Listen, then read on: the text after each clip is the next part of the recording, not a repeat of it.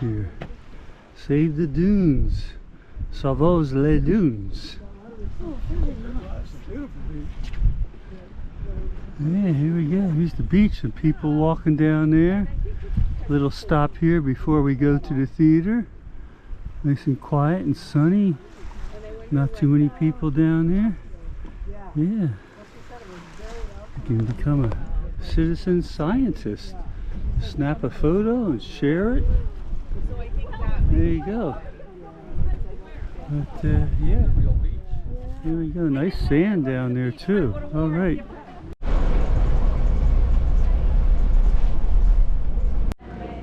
Oh, we got some pelts here.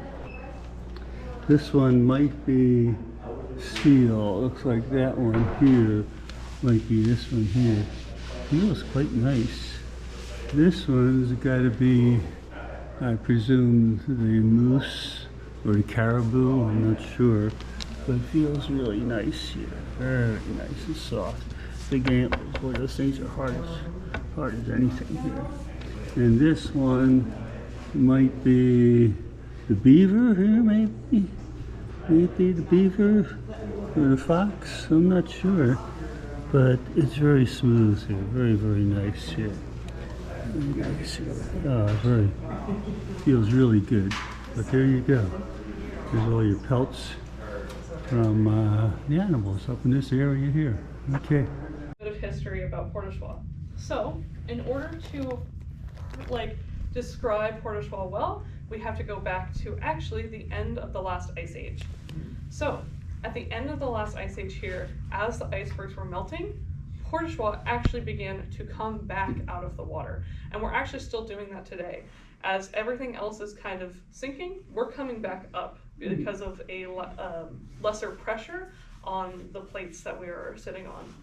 So, at the first group that came here 5,500 years ago, the Maritime Archaic people, these 2 points of land here would be underwater, making this peninsula we have out here an island at the time.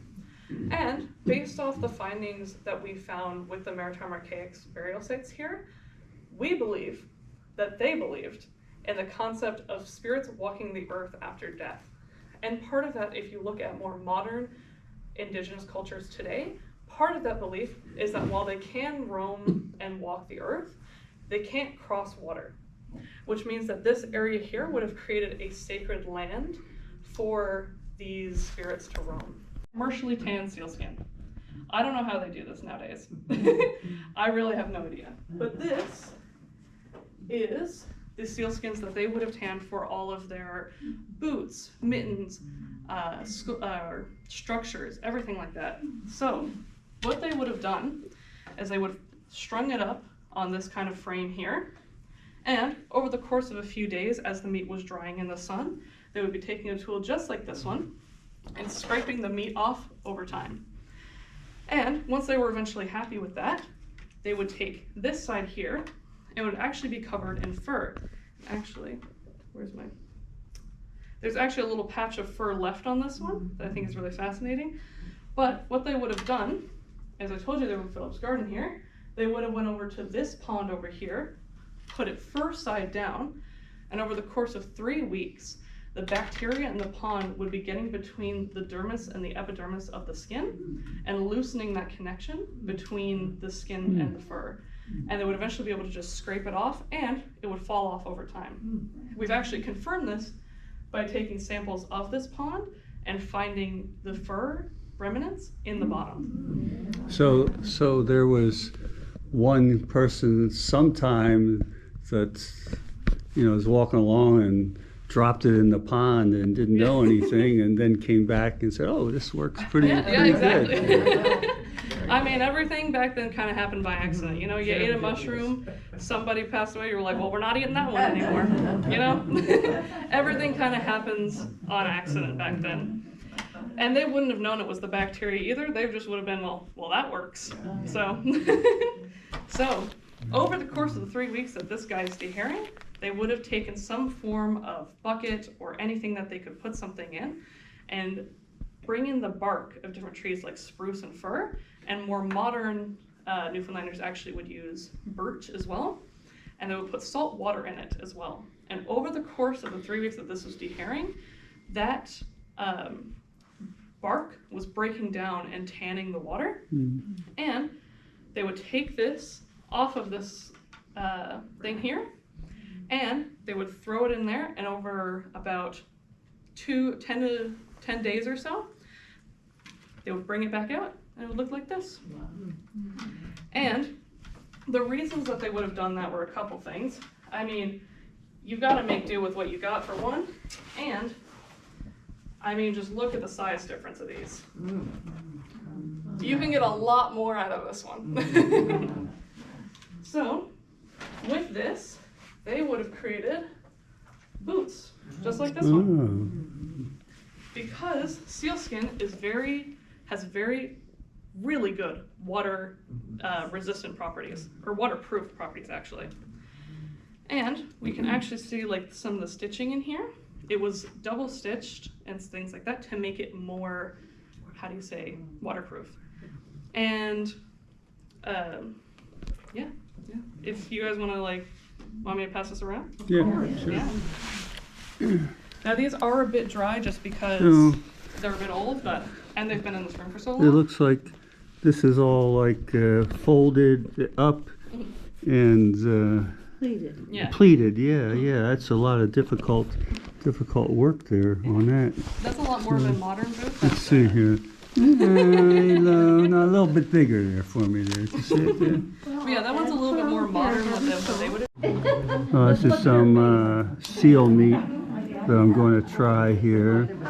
And Absolutely. let's try it and see here. Oh, this is what it looks like inside. Yeah. Are you talking about like this here? It's all sticky goo. Sorry. I'm a visual. All right, I ate it. Wasn't too bad actually. It tasted fairly decent there. So yeah, it was good. You can see I ate most of it there. So not bad. Seal meat. Okay. This one's a more modern When they one. came on this plane, they would put it above zero. It's got a little It was like a really felt lining stinky. in it here, but So they yeah, always look kept at the plane that. cold. All that detail work of that pleating. That's really something there. To that. Yeah, it's like a felt lining, like a regular. That's just Yeah, like a Surround. insert thing there. Yeah. insert. Well, this is the lighthouse here that we're going to go see. And yeah, we're going to come down here a little closer. We got like 15 minutes here. No moose, but yeah, there it is up there. We're going to walk around here a little bit. I don't know the name of this lighthouse, but yeah, still looking up there. There we go. Well, I'm here at this lighthouse here. It's kind of a windy day. I got the cushion on the GoPro to knock out some of the wind noise here. But you can see the lighthouse in back of me. I'll have to put the name on the bottom once I find out what it is and where I am here. But it's a little breezy out here today here. So I'm up in Newfoundland here. I'm One Man Travel. Bringing you sights and sounds from around the world, and you know, new subscribers are always welcome, and my big thanks out to the people that are already subscribers. I really appreciate it here. So there's the lighthouse. I'm going to do a little 360 around here, and so you can see the other areas here, right down by the water, of course, because the lighthouse has to be down by the water here. There's the lighthouse again there. Yeah, up there. Yeah, there it is. Sun came out a little bit here. I don't know what this is up here, but I'm walking up to see it. It's a little something or other here, and they've got a plaque over here with some big stones. Point Ritchie, the great provider. There's where they're skinning those things in the pond, like she told us there. Yeah, there they are, like she told us in the other room. And this is like I guess they would have had one of the huts here with the whale bones, and that's what this probably is here, with your fire pit in the center. and your whale bones around it here. So yeah, here it is. I had to almost run up here because I don't have much time. But yeah, there it is there. Coming down here. Yeah, all right. Coming up here. There you go, look at that. And there's the lighthouse back there and our old bus.